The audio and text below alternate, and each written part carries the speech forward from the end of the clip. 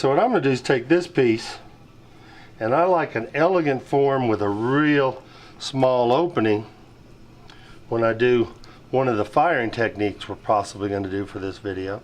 So this is what I would do. And what I'm going to do is neck it in instead of choke it.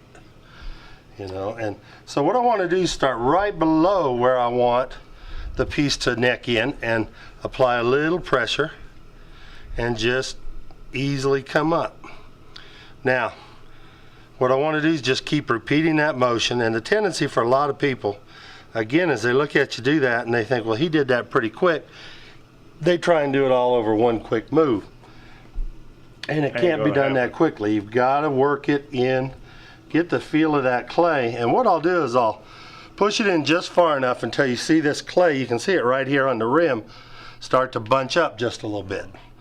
And once it starts to bunch up, then I'm going to make another pull. And I'm going to try and straighten out that little bit of bunch up. Now I don't cut the tops off of a lot of pots, but this is one form when I take it from out that wide and I start necking it in, I might use a needle tool. And actually it's a very good thing to show you, because a lot of people use that stick it in from the front technique and just jab it in as quick as they can.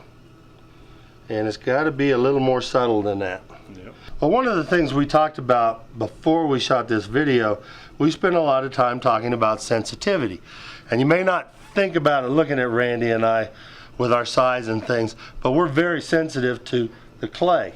And so you really have to feel what's going on and address that immediately. Well, I was sitting here watching you, and you know, I'm going right along with everything you're saying, but there's a lot of intuitiveness in it also. And I know it sounds a little bit cliche, but you're literally working with clay, have to develop a sixth sense. You have to be so sensitive and so intuitive about that clay and its personality. That's what makes you, don't you think that's what makes, you know, beautiful pots, winning pots? So.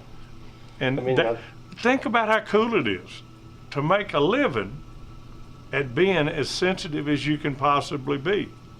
I mean, that means you can go the rest of your life and never have to tell a lie. Ooh, yeah. About your product. Yeah, I'm believing that about you. Never having to tell a lie. That's what I say every time I see it. Well, no, you know, my grandkids, I tell a few lies too. I think that boy's never had to tell a lie in his life. No, but when you're working on pots, that's an awesome feeling to make a living and know that you're as valid as what it appears to be. Now, one of the things I was talking about with a needle tool, a lot of people take that needle tool and they start right back here and they just jab it in. What I do is I point it out away from me, and I just take that tip and I just ease it in. And it just comes right off.